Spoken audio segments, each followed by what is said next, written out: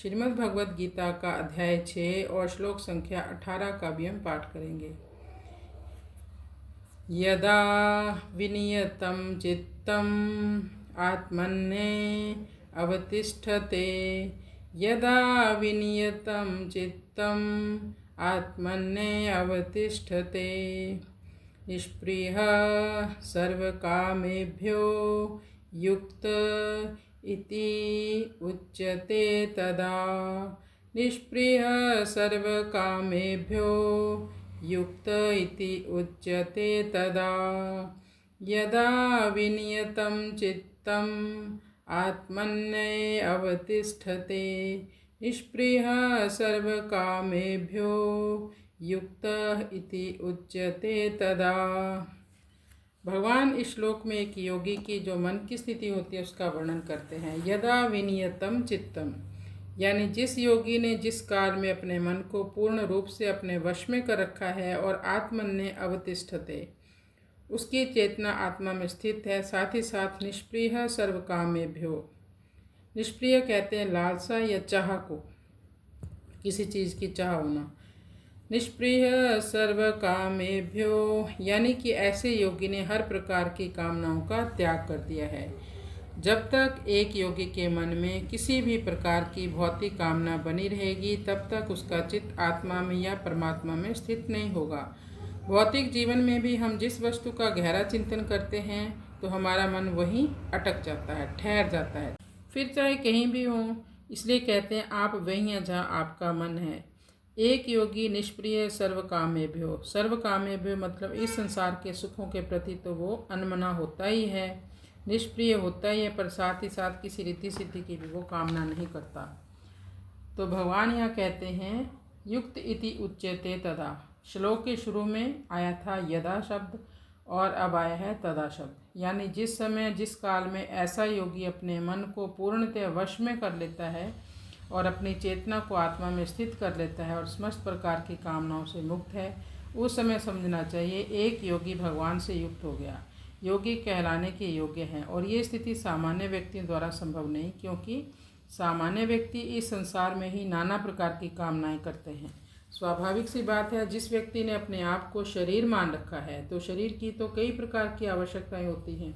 तो ठीक है, ज़रूरतों की पूर्ति करना बुरी बात नहीं है, पर मान लो चलो आवश्यकताएं पूरी हो भी जाएं तो कामनाएं कभी भी पूरी नहीं होती, और ये कामनाएं ही हमारे मन को चंचल बनाती हैं। मन के चंचल होने का मुख्य कारण है हमारी कामनाएं। जैसे हम कामनाओं की पूर्ति में लग जाते हैं और विषयों में सुख की तलाश शुरू कर देते हैं, हमारा मन ज़्यादा भटकता है। लेकिन एक योगी मन को वश में रखता है, और हमें भी भगवान की सेवा में, भगवान के दर्शन में अपने चित्त को जोड़ लेना है। कर्मयोगी की कामनाएं पहले समाप्त होती हैं, तब वह क्रिया और पदार्थों से मुक्त हो जाता है, फिर योग आरूढ़ हो जाता है। लेकिन ध्यान योगी का चित्त पहले अपने स्वरूप में स्थित होता है, तब उसकी कामनाएं मिटती हैं। कर्मयोगी का तो मन संसार की सेवा में लग जाता है, क्योंकि सेवा भाव कर्मयोगी में होता है, उसको सेवा तो करनी ही पड़ती है, और स्वयं स्वरूप में स्थित हो जाता है। मतलब अपनी चेतना को भगवान से जोड़ कर रखता है, लेकिन संसार की सेवा में लगा रहता है। लेकिन ध्यान योगी स्वयं मन के साथ स्वरूप में स्थित रहता है, वो कोई सेवा सुवा का भाव नहीं होता उसमें। तो जहाँ भी व्यक्ति को सुख मिलने की प्रीति होती है तो स्वाभाविक रूप से उसका मन उन विषयों का चिंतन करने लगता है, और विषय कुल 5 ही हैं, आँख, नाक, कान, जीवा, स्पर्श। इन्हीं 5 विषयों के चिंतन में उसका मन फंसा रहता है। जिस व्यक्ति ने भी अपने मन को योग अभ्यास के द्वारा एक विधायक कार्य में नियुक्त कर दिया, मन और इंद्रियों को ऐसा कार्य चाहिए जैसे भक्ति योग में हमारा मन लग जाए। आँखों से भगवान का विग्रह देखें, कानों से भगवत नाम सुने, नाक से भगवान को अर्पित किए हुए फूलों को सूंघें, जीवा से तुलसी दल को ग्रहण करें, पैरों से भगवान के मंदिर जाएं या भगवान के धाम की यात्रा करें, हाथों से भगवान की सेवा करें।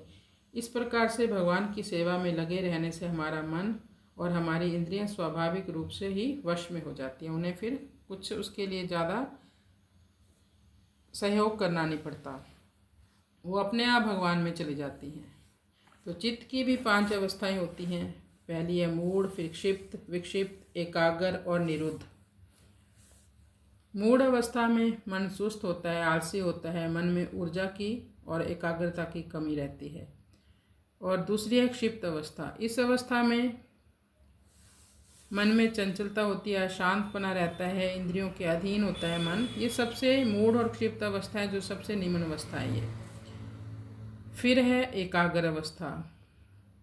एकाग्र अवस्था भी मन में एकाग्रता तो रहती है, ये भी वैसे तो श्रेष्ठ ही अवस्था है, जहाँ मन विचारों से पूर्णतः मुक्त होकर पूर्ण वश में रहता है, एकाग्रता बनी रहती है। फिर है विक्षिप्त अवस्था।